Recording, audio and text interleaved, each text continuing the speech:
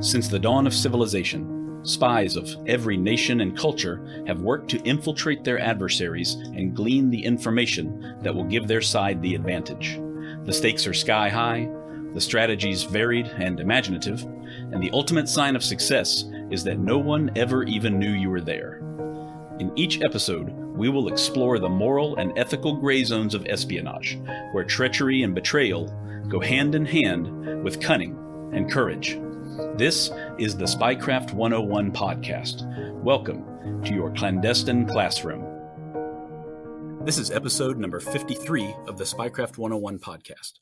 With me right now is Felix Rodriguez, a retired paramilitary operations officer with the Central Intelligence Agency. Felix took part in many of the pivotal events of the Cold War, including covert operations in Cuba, the Vietnam War, Laos, support to the Contras in Nicaragua, and most famously, the hunt for Che Guevara in Bolivia in 1967. I've been hoping to speak to Felix since I started this podcast, so I'm very happy that we've finally made contact and are able to talk about the incredible life he's led today. In fact, I planned for a 90-minute interview, but we ended up talking for 3 hours straight. So this interview will be broken into 2 separate episodes, and the second episode will debut on Monday, July 11th, 2022. And if you don't want to wait that long for more of the interview, we've also uploaded a bonus episode to Patreon for all of my subscribers there. It's more than 30 additional minutes that doesn't appear in either of the 2 episodes that we're releasing here, and it covers in-depth Che Guevara's final hours as Felix interviewed him and his fate was decided. Felix, thank you for taking the time for this interview today. It's a pleasure to be with you today. Wonderful. I think everyone listening to this episode at this point is just as excited to hear from you as I am. I want to start out, though, by going all the way back to Cuba before the revolution. I come from a very small town in Cuba called Santi Espiritus, which is one of the original towns that was founded in Cuba, even much older than Havana, and it's in the middle of the island. So I went through there from 1941 until 1952. I used to go to La Salle school in Santi Espiritus, those first few grades. Then when 1952 Batista took over, he made my uncle the Secretary of Public Works. So he was single, so he asked my mother to set up his home in Havana. So I moved with them to Havana. I spent 1 year in La Salle of Marianao, and then 1 year in the Havana Military Academy. Then in 1954, actually, my uncle offered me if I wanted to go to school in the United States, and I selected to do that. So I remember going to the U.S. Embassy with my mom, and we had a lady there who showed us the different alternative of a school in the state. I wanted to see a snow, so we turned out to go to Pennsylvania. So I finally went there to a school called Perkiomen Preparatory School in a little town called Pennsburg, Pennsylvania, which is about 70 miles from Allentown and then 41 miles from Philadelphia. And that's where I started my schooling in there. And how old were you when you arrived in Philadelphia? I was 14 years old, and we got 7th and 8th grade in there. And then I spent 4 years in high school. We finally graduated in 1960. But I interrupted my high school in there in 1959 because my parents went to Mexico on vacation in 1958. So I went from a school to meet them there in 1958 in December. And then we were going to wait for New Year's Eve in Mexico, which we did. And then I was supposed to fly to Havana from there, but that's when Batista left, Fidel took over. So I never got to go to Havana. Then I came back to the school in Pennsylvania. Then later on, I went back to visit them in 1959. And there was a recruiting member of the Cuban Army who was recruiting people for what's named the Anti-Communist Legion of the Caribbean in the Dominican Republic. And his name was Captain Cortez from the Cuban Army. So I guess one of the questions you have is, how I got involved in this. And the thing was, I saw the television when they were conducting the executions in Cuba and the trials of the people they executed. And one that really impacted me was the trial that was going on against the major of the Cuban Army, Jesus Sosa Blanco.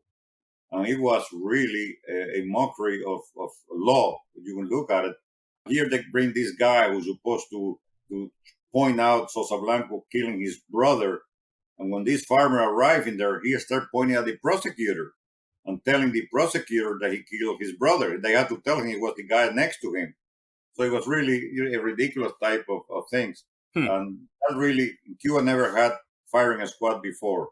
It never existed in our law.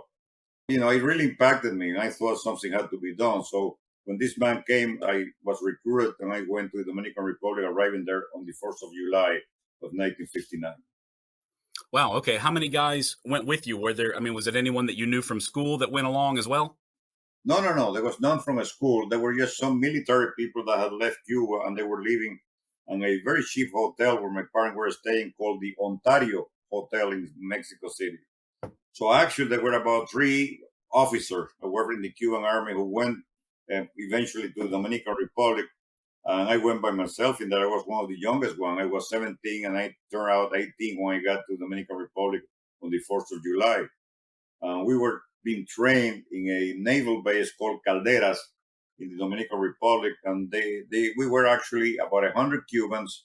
There were 150 Spaniards. There were 50 Yugoslavian, 50 Greek, and 50 of mixed nationalities that we were being trained there, eventually to go and fight against Castro in Cuba. That was the first thing that ever took place against Castro. And inside, they had a movement called La Rosa Blanca, that the Diaz-Balart father of the 2 congressmen that were here were the president of that movement against Castro in 1959. And we were part of that. Okay, so initially, there's no U.S. government involvement in the Anti-Communist League. Is that right? Nothing. This is a Dominican and Cuban initiative? Right, nothing at all. Strictly was Cubans involved in. Okay, I see. And were you going to go were you just going to be like a fighter? Like an infantryman? Is that what you were training for, an invasion? I was, actually, they call us legionnaire. I was a legionnaire with no rank. Eventually, I became the head of a squad in there that had some Germans involved in my squad and some Spaniards in there. And that was the first venture against Castro, because there was, if you recall, there was a Cuban mayor called Eloy Gutierrez Menoyo from a Spanish ancestor. His brother had been killed in an attack to the presidential palace trying to kill Batista before that. And this guy was a Cuban mayor from the Escambray Mountain. And he claimed that he had taken over the city of Trinidad in a rebel operation against Fidel Castro. And he asked for our people in Dominican Republic to support him with weapons and personnel. So we agreed to do that. There was one of the C-46 planes that Batista had used to escape Cuba that was stationed right there in the Dominican Republic in San Isidro Air Force Base of the Dominican Republic. And then there was about 5 who were supposed to go there with weapons and all of that to support that operation. So a helicopter arrived in Calderas base from the Dominican Air Force Base in San Isidro, and there were 5 of us who were supposed to go. One of them was 2 Cuban lieutenants, one Lieutenant Rivero from Santa Clara, another one Lieutenant Rodriguez, and there was one member from the French Legion who was of Spanish origin, Maribran. And then there was Roberto Martin Perez, who used to be a policeman in Cuba, and his father was the one who was in the helicopter also. Now, they were supposed to stay in Cuba with all the weapons to train them. My mission was, I was only 18 years old, my mission was to accompany the plane, to be able to service the plane there, to put gasoline in there, or oil if it was necessary, and then fly back to the Dominican Republic in the plane. I wasn't supposed to stay there. But then Roberto Martin Perez's father, who was very close to my family, we were sitting already inside the helicopter. He came in and said, look, my son has more experience than you got. He's about 7 years older than I was. And say, one of you have to come with me when I go. So my son will go and you get out of the helicopter. So he pulled me out of the helicopter.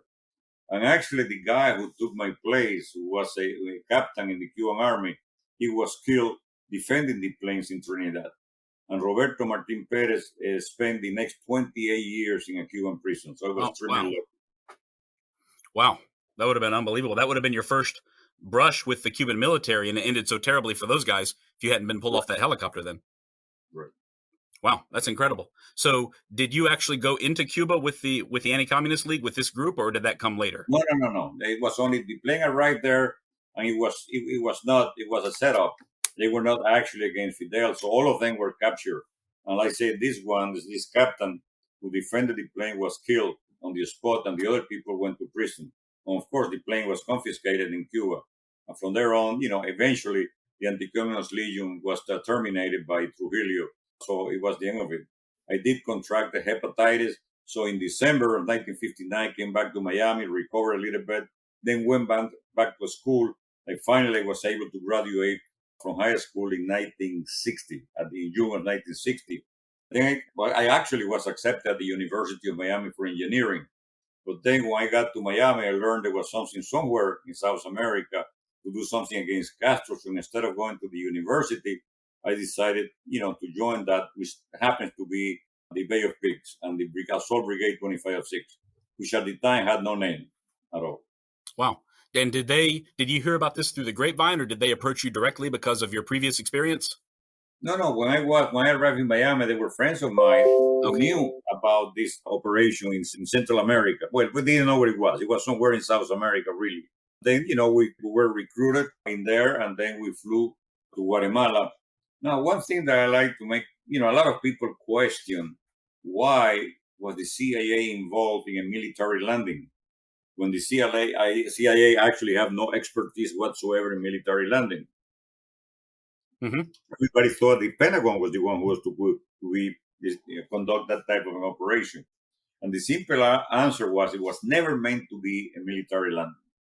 This operation was conceived under the Eisenhower administration.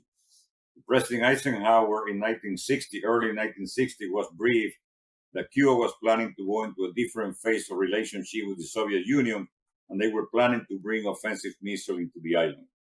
So the CIA commissioned, the president commissioned the CIA to destabilize the Castro regime.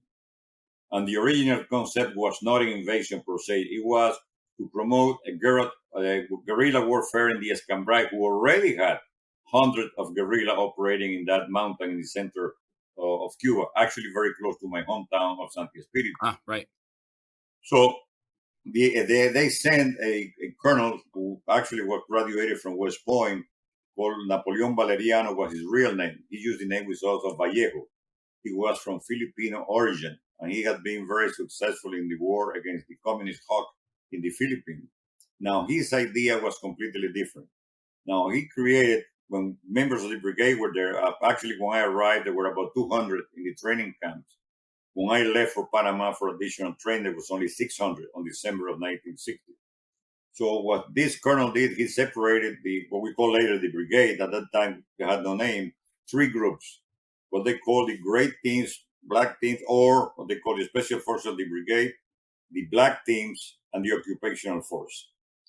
Now, the great teams or special forces of the brigade, there was a group of us. There was about 90 of us, and they were pretty young. The oldest one we call him El Abuelo, the grandfather, because he was about 33 years old. Most of us were between 18 and 22, 23 years old. I was 19 at the time. So we trained intelligence, communication, everything, and our mission was to land in Cuba way before anything happened, because at that time nobody knew it was going to be an invasion. Now, our mission was to support the internal resistance in Cabana and different of the most important cities throughout the island, the 6 different provinces that they had at the time. And also to be able to start sending people from the cities into the Escambray Mountain. And once they had an influx of a lot of these civilians into the Escambray Mountain, they will, according to need, they will display these black teams that were 25 men each. And they were highly trained in explosive demolition, in weaponry, in maritime reception and air reception, to be able to receive weapons from the United States or from whatever, from Central America, using airdrops, and maritime using the boats. And then this thing will go in, they start producing all of these weapons, training this guerrilla. And once we have enough guerrillas in place that they were able to secure a small territory, it had to be small, it didn't have to be big, but an area where Fidel could not come in, then what they call the occupational force, which is the rest of the brigade, later on was called brigade, came into the area with a very powerful radio station, a civilian government, and they were going to go on the air promoting, they will be within a year, they will have democratic elections in Cuba with a civilian government at the time being. That will be then recognized by the United States, the Organization of American States, and that will be the end of Castro. 99% American troops, maybe 1% Latin American troops, and that was it. Now, that whole until November of 1960, all right, that's when election took place.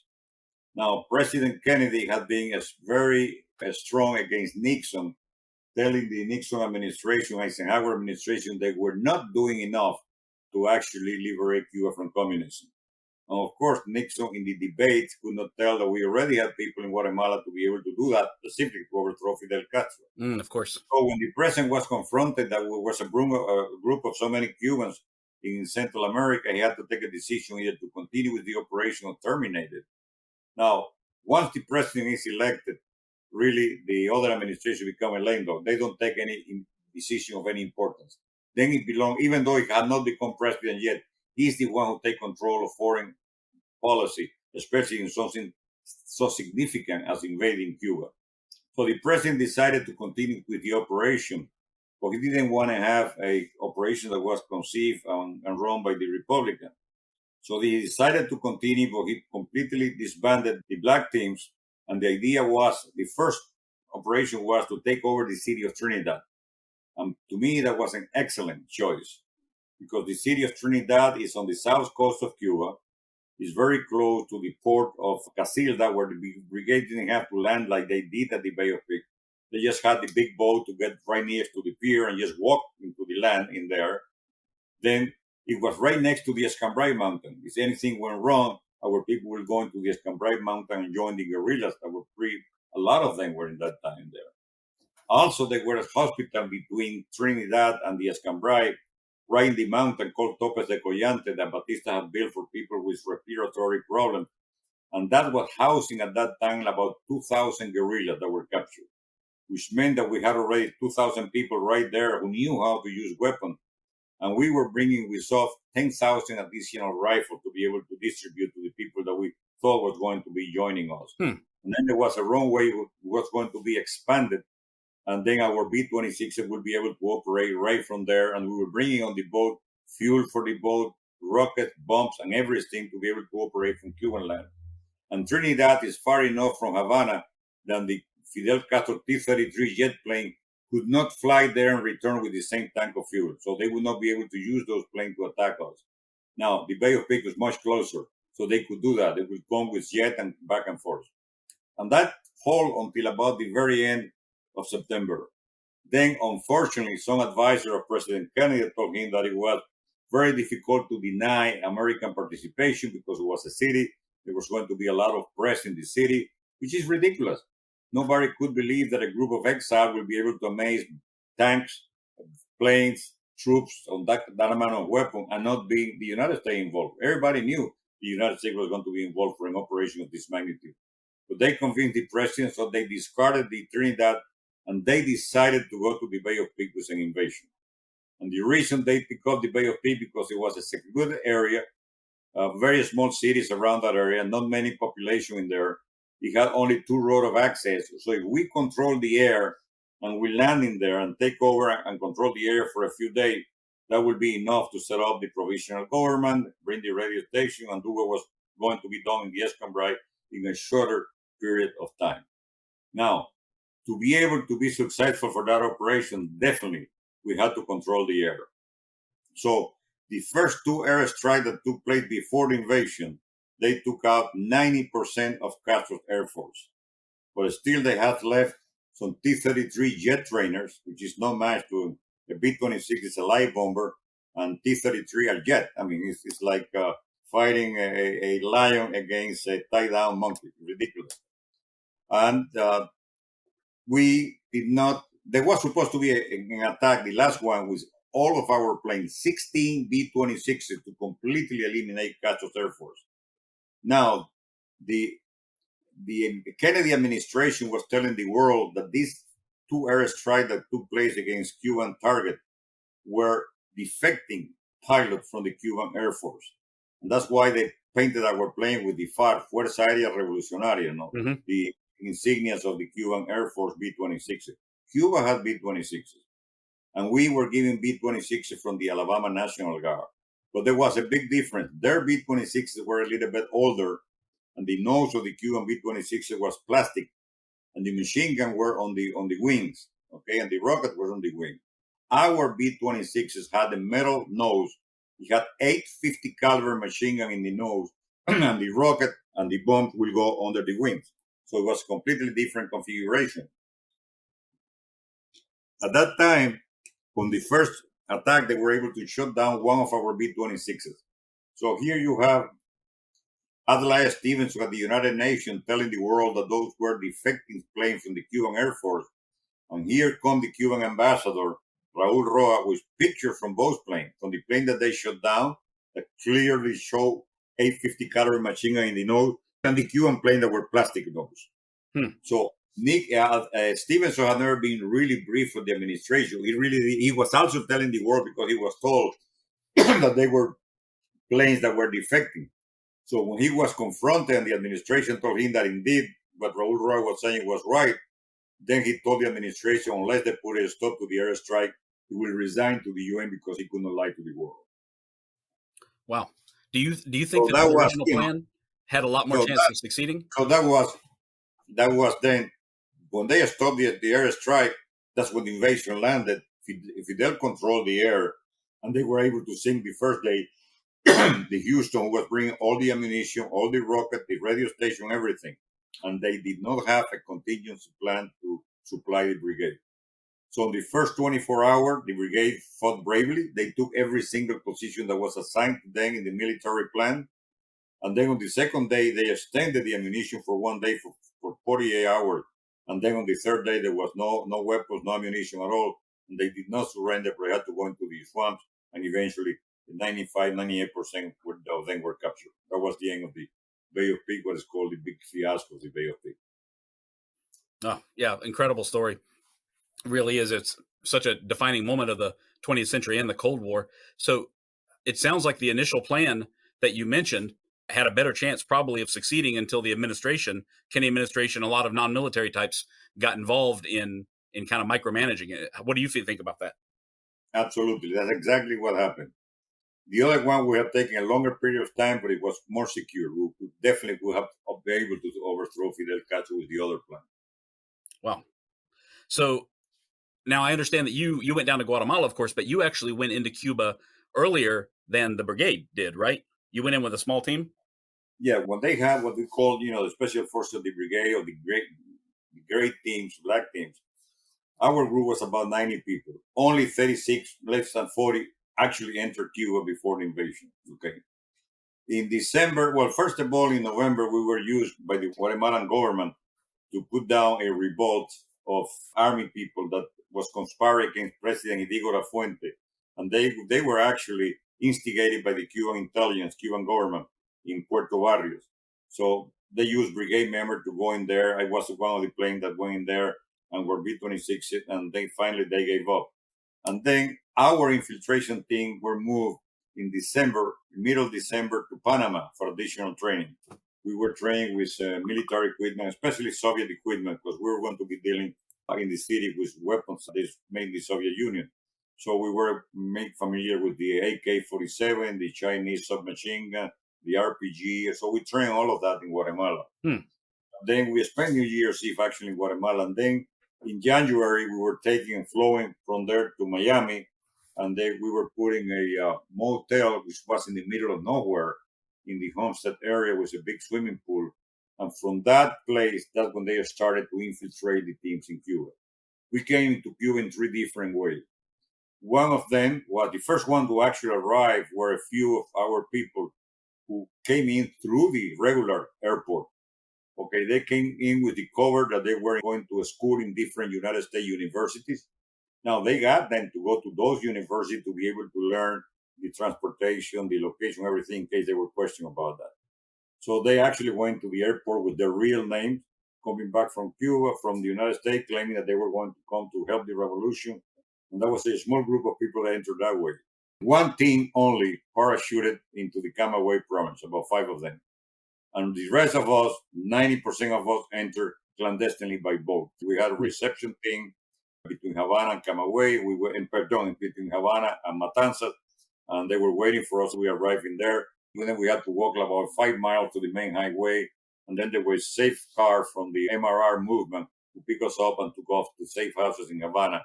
And then we started working with the resistance in the whole 6 provinces of Cuba at the time. Oh, wow. So you had no problems at all landing. Like you had a totally safe and uneventful landing when you first went in then, right? Right. I Okay. landed in late February, and I was taken to Havana.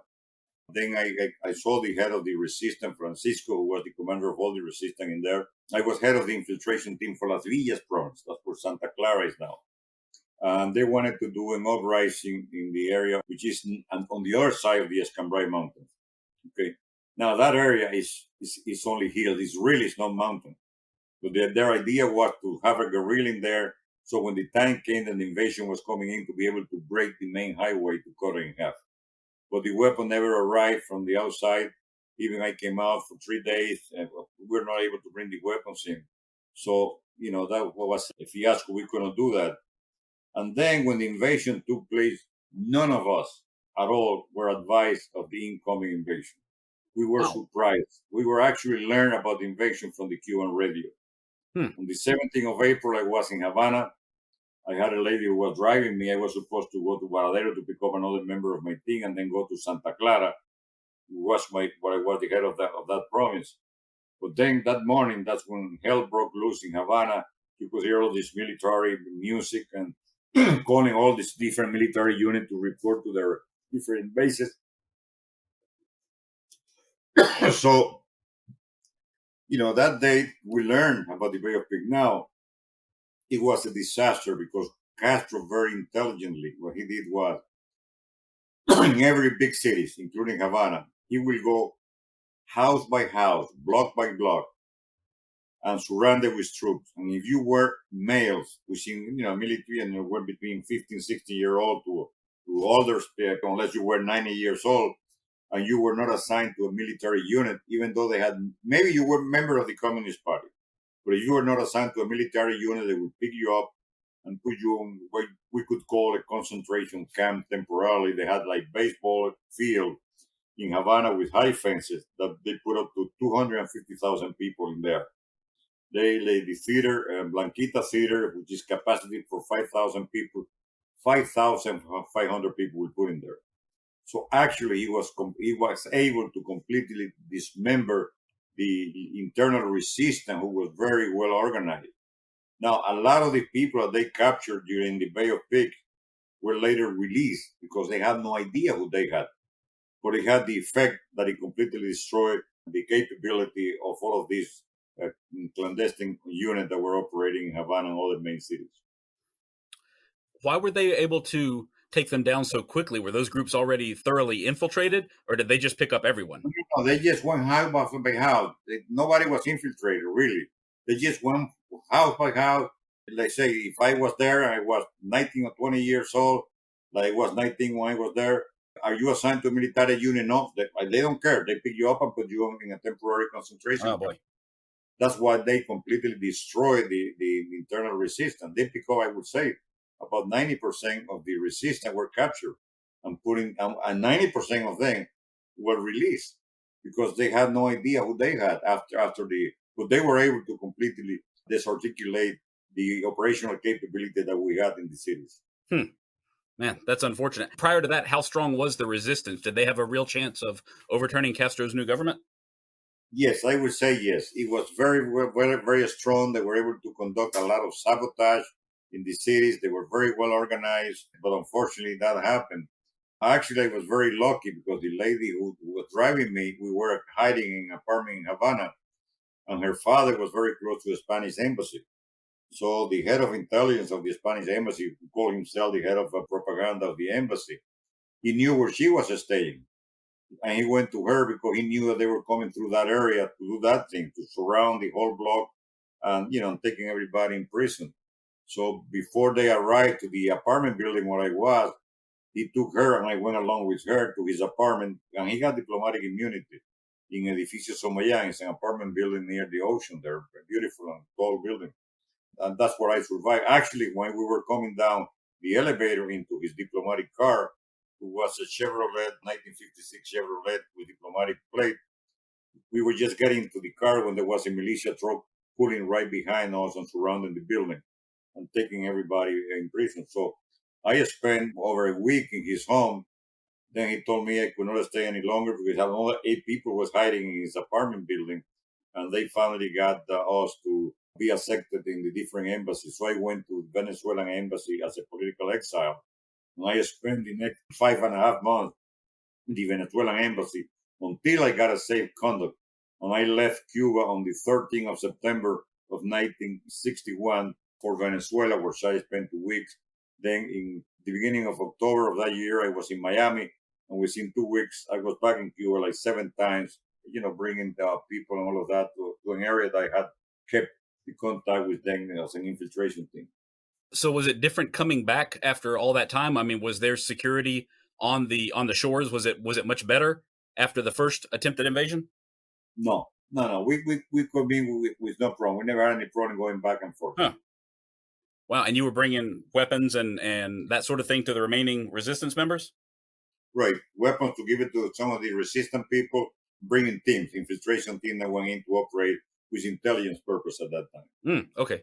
How successful were those teams? Were they able to accomplish their missions? Yeah, they were able to bring a lot of information from inside Cuba. Unfortunately, one of the guys that I infiltrated, that was Manuel Guillot Castellano, he was captured and he was executed by firing a squad. But they continued to operate after that. Then later it was called Operation Mongoose. It was actually the continuation of what basically intelligence operation into Cuba. Like in 1965, I went with a team into the Isle of Pine, what they call the Isla de la Juventud, the little island south of Cuba. And we went with a team to photograph a submarine base. So the team spent about a week inside, took picture of that, and came back again. But it was just for intelligence purpose. It was not really an offensive operation anymore. Okay.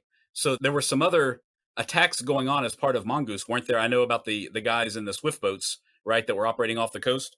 I was part of that. Now, let me tell you, there's a lot of people in the brigade that believe that President Kennedy was a traitor, okay? And they hate him. I have a completely different view about President Kennedy because I had the experience that other people didn't have, okay?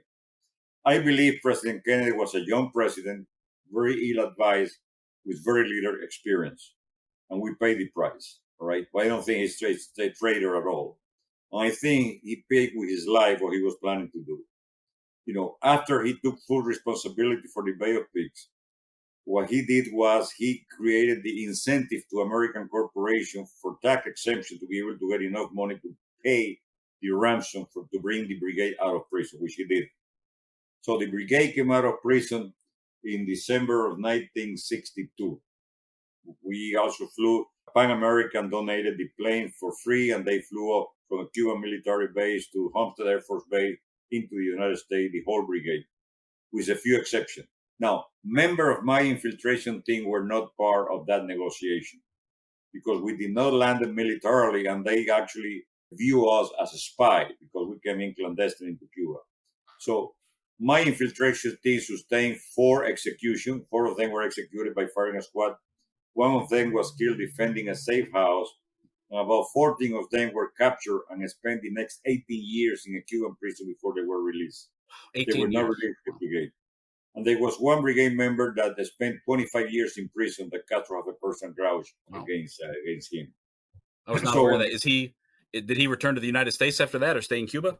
Yeah, no, he returned after 25 years. He lives here in Miami now. My gosh. He and his wife. We met with President Kennedy at the Orange Bowl in December of 1960, the end of December of 1962. Actually, I was able to shake President Kennedy's hand when he came to say hello to the survivor members of the infiltration team. I remember telling him we shall return. And then he promised that day that he will return the flag brigade that was given to him in custody very soon in a free Havana. And I think he really meant that, and it did cost his life. Now, what he did after that was he opened the Armed Forces of the United States for the brigade officer. So in February of 1963, 212 officers of the brigade went to Fort Benning, Georgia, to be trained as a second lieutenant in the United States Army, Navy, Air Force, and Marine Corps, in all 4 different uniforms, okay? I was in the Army. I went in as a second lieutenant in the U.S. Army. And we trained there for about 8 months. Okay. At the same time, he opened the armed forces of the United States for Cubans. So a lot of brigade members joined the training camps in Fort Jackson, for example, for troops. Not only brigade members, but Cubans from the Miami area. There were thousands of Cubans who joined the armed forces of the United States. The idea was to use them as troops and we as officers to invade Cuba again. Now, unfortunately, President Kennedy was assassinated in late 1963. And that was everything, took a completely different course. Bobby Kennedy was very strongly in support of our operation. Now, before the president was assassinated, he approved a covert operation to overthrow Fidel Castro, and we had bases in Costa Rica and Nicaragua. In Nicaragua, we had a naval base, and we had a base for training commandos and training guerrillas in Nicaragua. And in Costa Rica, we had a base to train the infiltration teams and also a communication site. Now, after the president was assassinated, they continued with the operation for respect to the assassinated president because Bobby Kennedy was still the attorney general. Bobby Kennedy was the direct contact between our team and the administration. Then, later on, that operation was terminated by Johnson in 1965, and members that were officers in the brigade were told they actually sent Joseph B. Califano Jr., who was a special assistant to the president, first with Kennedy and then with Johnson. And Joseph B. Califano Jr. told our people in the army and the different of the armed forces of the United States that the promise of President Kennedy to liberate Cuba died with President Kennedy. That the administration no longer was upholding the promise of the president to liberate Cuba. If they wanted to stay and make a career of the armed forces of the United States, they were welcome to it. But be knowing that no longer there was a commitment by the administration to liberate Cuba. So some of our people left, they went to civilian life, and some of them stayed in the armed forces. You got to the rank of colonel, most of them. General Oliva became a two-star general of the National Guard in Washington National Guard, but there was no longer the commitment of the president. And when the president was assassinated, our team went with some of his closer advisors to pay the condolence to Bobby Kennedy. And the first thing that Bobby Kennedy told him was, my brother had two big enemies. One was the mafia, and the other one was Fidel Castro. I believe the last one, also Fidel Castro, was the one who assassinated him. And I believe it so also. Oh, you think it was Castro was involved? Absolutely. You have to take, for example, in consideration that Oswald went to Mexico, and he was in the Cuban embassy for 4 hours before he went to assassinate the president. And he was very close to the Cuban cause, but there's a lot of movies of Oswald in New Orleans advocating for the lifting of the embargo in support of the Cuban government. Now, there was also the Cuban captain at the time, Fabian Escalante, who was a sharpshooter, spoke fluent English, who was in Dallas on that day that the president was assassinated. And he was taken out in a private plane to Mexico and back into Cuba. He later became a general in Cuba. I think he's retired now. And there was, actually, I remember reading in the paper in a very small article from the Herald that President Johnson advisor mentioned the fact that the FBI had told the president the participation of the Cuban government in the assassination of the president. And it was covered up because of national security consideration. If at that time the U.S. administration would have learned officially that there was a foreign government, like the government of Cuba, involved in the assassination of the U.S. president, he had no choice but to invade Cuba. And they knew that there were still about 3 or 4 offensive missiles inside Cuba that were arrived there before that famous show when Khrushchev was bringing a bunch of missiles in boat and had to be returned during the October crisis. Before the October crisis, he was able to infiltrate 2 or 3 offensive nuclear missiles into Cuba, which are probably still there, but they are obsolete by now because they are pretty old. And people talk about the Kennedy-Khrushchev treaty. Now, when Khrushchev brought down the ships and they signed a treaty that the United States said that they were not going to invade Cuba, they had different criteria that had to be fulfilled. One of them, and very important, was that there will be United States inspector to go into Cuba to verify that they had taken out those 3 or 4 offensive missiles that we knew they were already inside. And Fidel refused to allow any inspector to go into the island to verify that. And therefore, the treaty was invalid. That's why Kennedy opened up this training camp in Central America for us, and his brother and our people were very close in preparing the assassination of Fidel Castro in Cuba. My gosh. Yeah, that makes a compelling case, certainly. So after they determined that the second invasion would not go forward, did you leave the army at that point, or did you continue on in? No, I left the army when our team asked me to leave the army to go with him to this operation in Central America. I became his head of his communication. Actually, when he came to me, I was finishing the course with all my friends in Fort Benning. I was supposed to go to Fort Hanover in Virginia for intelligence training. So our team asked me and said, look, the last time the Americans were the one who controlled the operation of the Bay of Pigs, we had not said, which is true. Our people didn't participate any in the planning of the Bay of Pigs. Now he told me this time we are going to be the one controlling everything. We are going to receive weapons, whatever we request, we're going to get it from this administration. And we will be taking the responsibility. So I asked him, what guarantee do I have that President Kennedy is really behind me, this operation?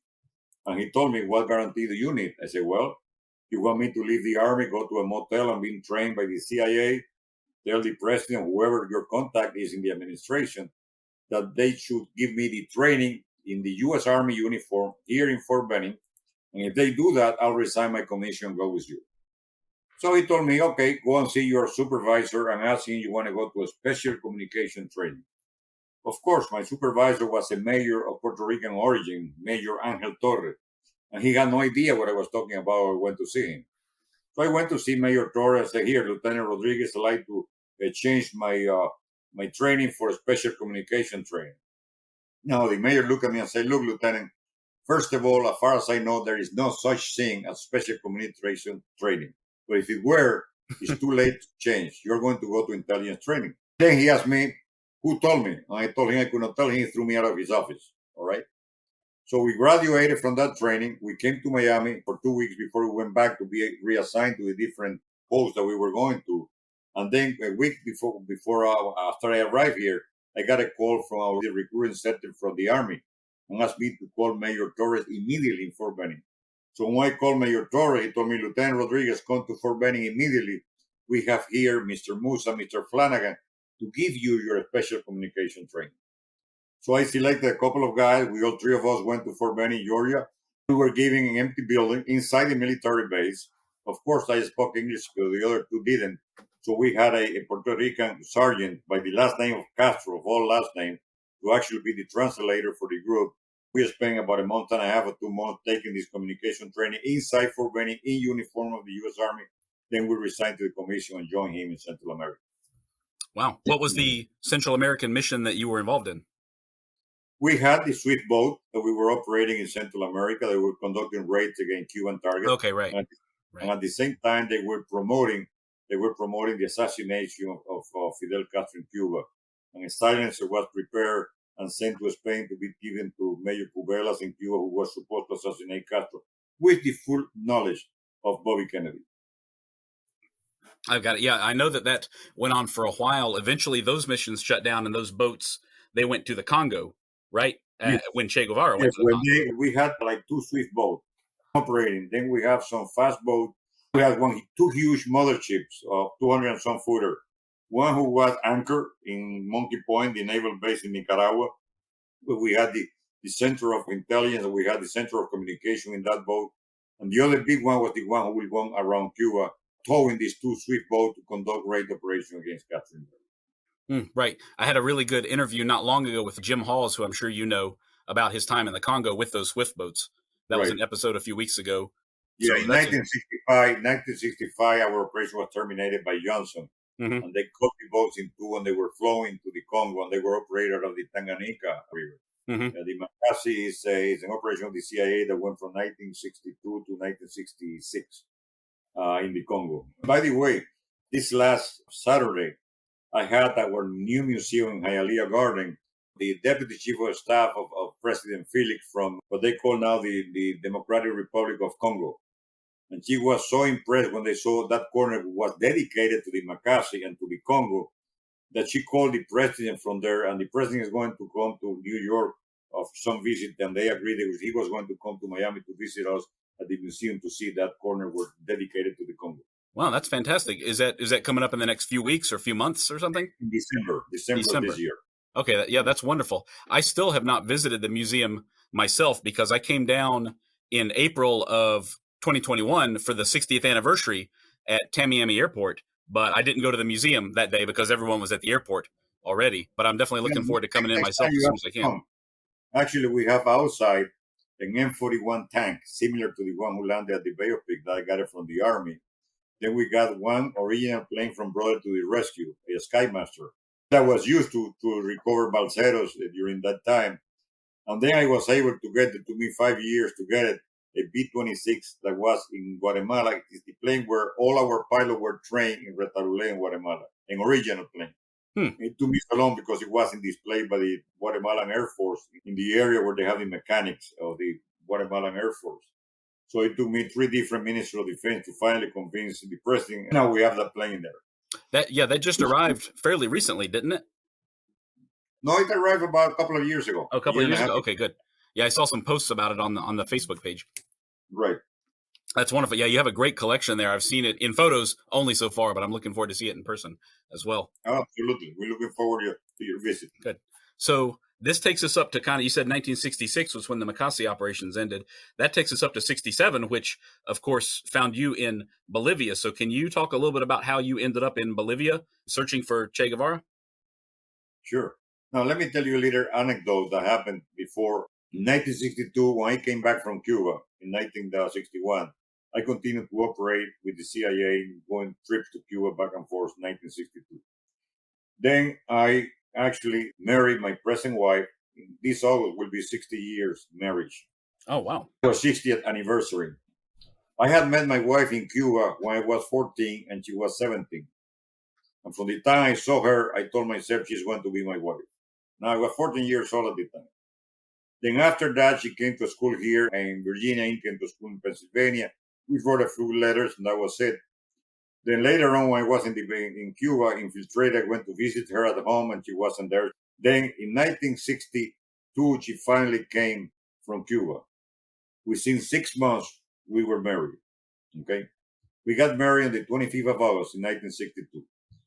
And I told my wife, I'm going to leave the CIA. I want to go to a civilian life. We're going to make a life together. But let it be known, if there is anything serious about overthrowing Castro, I will join that. If you agree to that, we get married, even though I love you dearly. You know, my mother cannot even stop me. So she made the mistake to agreeing to that. So we got married the 25th of August. Here we go. I start working at a company called Ace Letter Service that made some propaganda for the hotel during the season, because at that time the Miami Beach Hotel only opened during the winter. They were closed during the summer. And then I was being paid $1 an hour. And then my uncle got me a better job in a company that had to do with meat and hamburger and all of these things at $1.35 an hour. So I started working in there. Here comes October. I get a call from Tom Klein from the CIA. And he asked me, he wanted to meet me after I finished my job in the parking lot of the Howard and Johnson across from the University of Miami. So after 5 o'clock, I drive in my little car to the parking lot. He was there with his big car. I jumped from my car into his car, and he looked at me very seriously and said, Felix, the Marines are going to land in Cuba and we need you. And I looked at him very seriously and said, Tom, if the Marines are going to land in Cuba, what the hell do you need me for? You know, it's ridiculous. And he told me, well, you know how to operate a radio beacon. So we'd like you to parachute behind a Soviet missile base near Santa Clara. So nearby you can set up a radio beacon at a pre-located area we're going to give you, so that our Air Force can hit with precision the air base or missile base. At the time, they didn't have the GPS precision equipment that we have nowadays. So I agree. So from there, I could not even call my wife.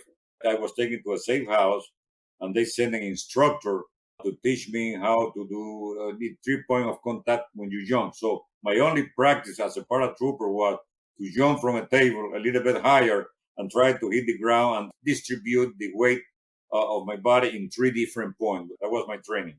Okay. That day I could not even pick up my wife downtown where she worked. She waited for 2 hours. Then she took a bus and went to our apartment. And that night, that's when President Kennedy declared the October crisis. So she felt, she figured out that it had something to do with that. So after that failed, because Khrushchev, the day I was really going to go and parachute into Cuba, that's the day that Khrushchev backed down and took all these boats back to the Soviet Union, and it was the crisis was terminated. So I was not with the job. From there on, I continued to work with the CIA and then joined the army with Sartini.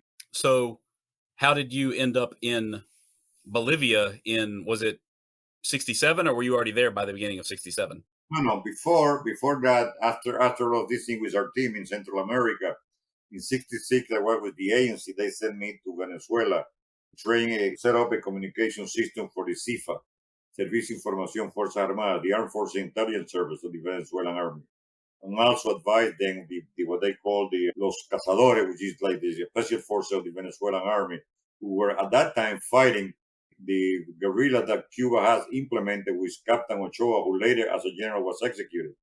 He went there in Venezuela with Cubans and Venezuelans, and they had a guerrilla warfare in Venezuela. So I went there to help them with communication.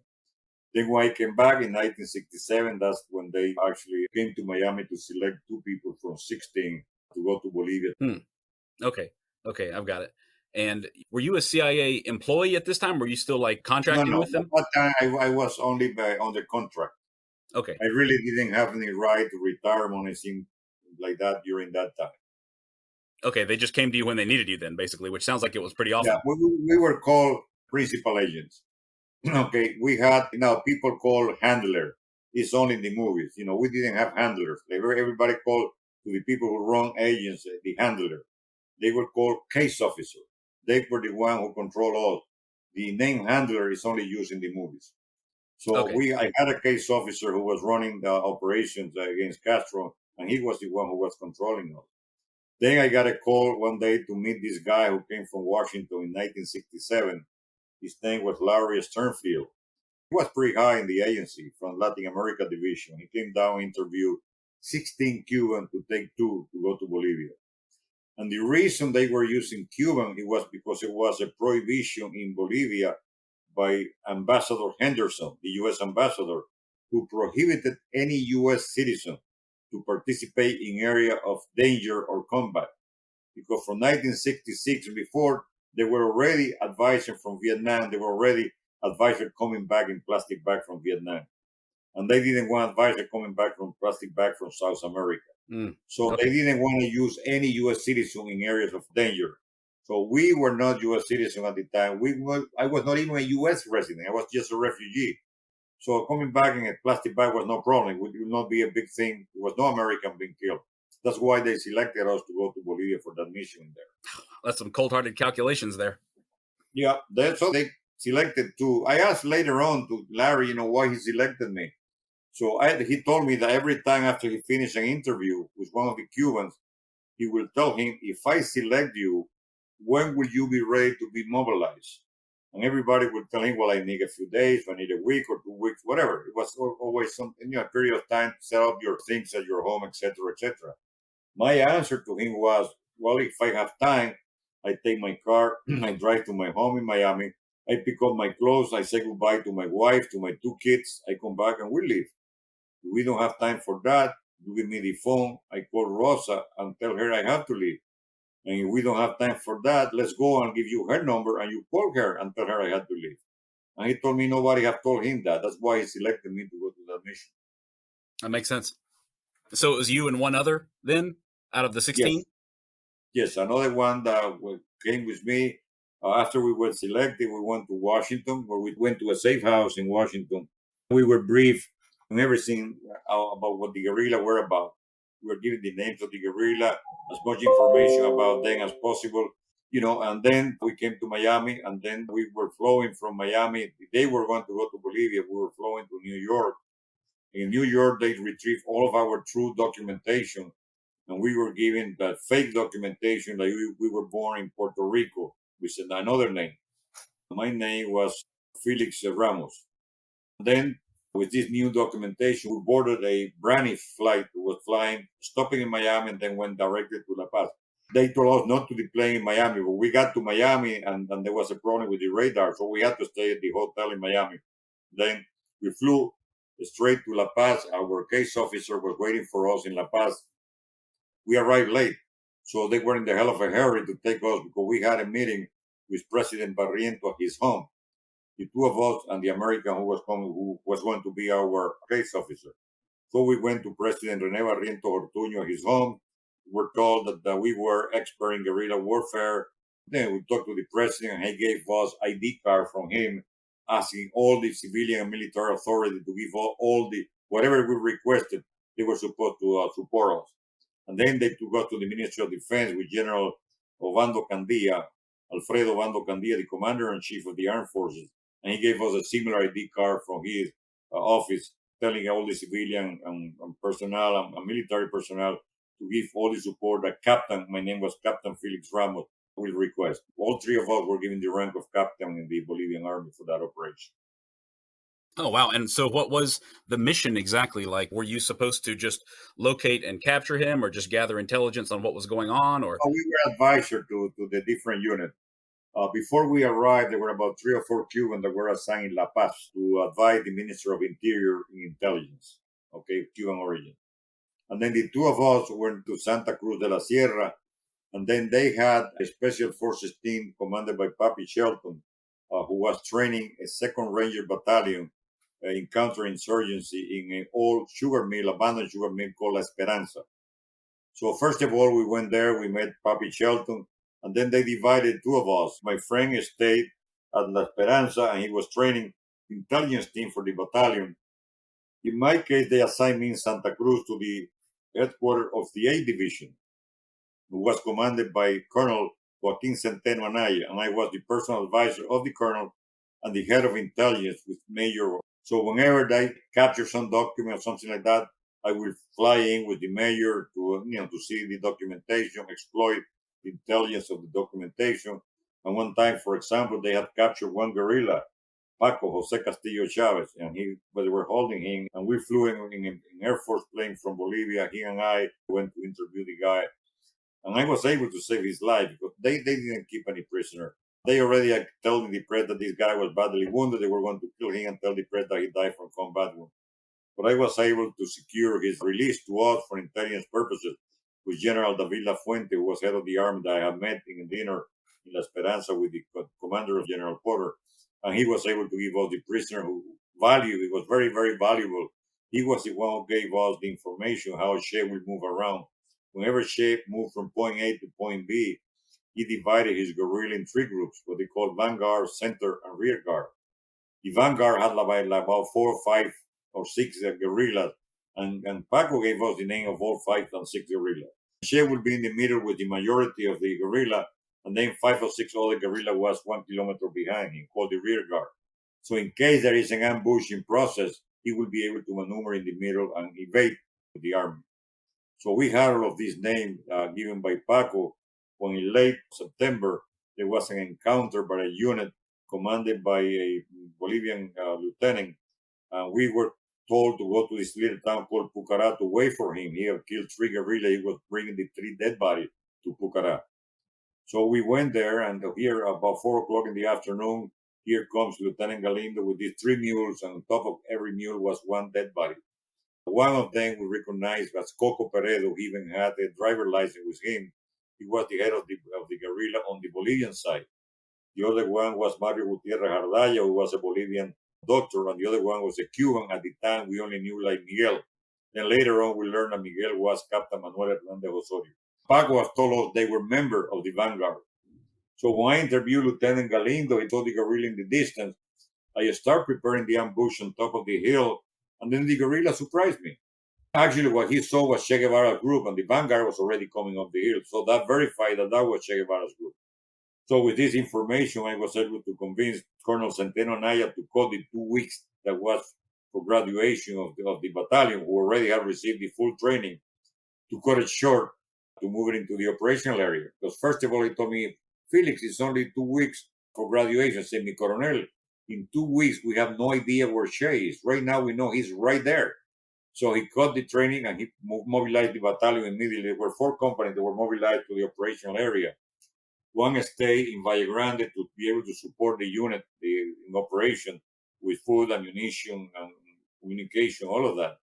One company was assigned to the Rio Grande, so the guerrilla could not move to the other side. It was the responsibility of another region, Region 4. And then One company commanded by Captain Celso Torrelli, who later became president of Bolivia, was sort of in support of the searching company commanded by Gary Prado. And that company was the last point where Che was seen. So they actually started the operation at the very beginning of October. It was a tremendous luck to be able to get Che, believe me.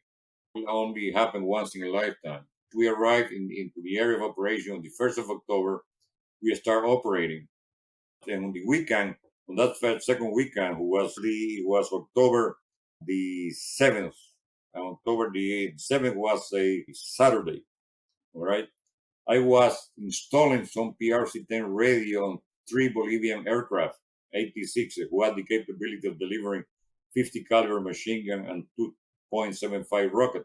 But they did not have communication to communicate with the battalion in the ground, which meant they could not support air-to-ground support because they could not talk to the battalion. So I borrowed 3 PRC-10 radio, one next to each pilot of that plane, so that they would be able to talk to the ground troops and support them. So I was finishing the plane, and it was on a Sunday, on the 8th of October, when we received the information that Papa Cansado. So the major came to me, Capitan, we have information from the operational area that the head of the guerrilla is captured and he's alive, wounded. They didn't know whether it was El Che Guevara or whether it was Inti Peredo, who was the head of the guerrilla on the Bolivian side. So I flew in the back of the second 86, and when we flew over the area, they told us that it was the foreigner. So we knew that Che Guevara was the one who was captured there, and we came back. Now, we could not give them air-to-ground support because they were very close. We were afraid of killing soldiers. They were fighting very close to each other. So we came back. Colonel Centeno dispatched Lieutenant Colonel Celis. The helicopter dropped him in the area to try to gather all Che's belongings so people don't take them as a souvenir and try to interrogate Che, and he came back. So that night we celebrated in a hotel in there with no electricity, with candles. And I asked the colonel if I could accompany him on the following day. It was a Monday, October the 9th. So he talked to his officer and he told them that he was very grateful for everything that I do in helping them, being a Cuban. And he knew how much harm this guy had done to my country. If they didn't mind, he would take me with him the following day. So that's how I turned to fly with him on the helicopter. We left at 7 o'clock in the morning from Valle Grande. We landed next to where Che Guevara was about 7:30 in the morning. That concludes part 1 of my interview with Felix Rodriguez. Episode number 54 will cover more of the many different roles he played over the course of the Cold War. And like I said at the beginning of this episode, you can also listen right now to a bonus episode on my Patreon page, which contains more than 30 additional minutes of our interview. If you're interested in more Spycraft 101, look for my pages on Instagram at Spycraft101 and at cold.war.stamps. You can also find more great articles on my website, spycraft101.com. Thank you all for listening, and I hope you'll stick around because there's lots more to come. Thanks for listening to this program brought to you by Daydreamer Network. If you enjoyed the episode, please don't forget to rate and review on Apple Podcasts or your preferred platform. Your feedback allows us to rank on the best new shows list and continue to grow our podcasts in order to bring more unique and talented storytellers to the network. To check out our shows, including programs about relationships, sports, business, nutrition, leisure, and more, head to www.daydreamernetwork.com. We look forward to seeing you back next week for another great episode. Have a wonderful day.